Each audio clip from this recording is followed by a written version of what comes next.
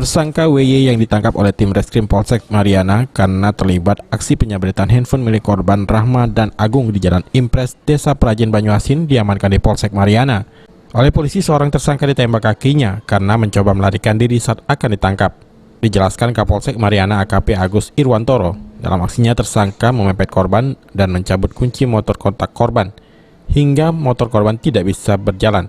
Tersangka WY dan temannya kemudian mengambil handphone korban. WY bersama dengan temannya tidak segan-segan melukai korbannya dengan obeng yang dibawanya. Tersangka kasus pencurian dan kekerasan juga, jadi menjamret handphone dengan korban dilukai dengan obeng. Modusnya seperti apa? Modusnya mepet, matikan HP-nya, kunci motor, langsung ambil HP, ngelawan tuh jah.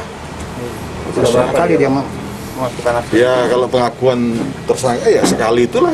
Nggak pernah lebih pengakuannya, tapi kita buktikan nanti dengan putusan pengadilan residivisnya nanti kan gitu. Sendirian atau ada teman? Berdua dengan Erik, DPO masih Eriknya. Kita doakan mudah-mudahan dapat. Oleh tersangka, handphone korban dijual dan uangnya digunakan untuk kebutuhan sehari-hari. Ngelakuin kemarin gimana? Langsung cabut kunci motor ya Pak, Terus? sampai HP-nya Itu motornya lagi di mana? Parkir atau? di jalan.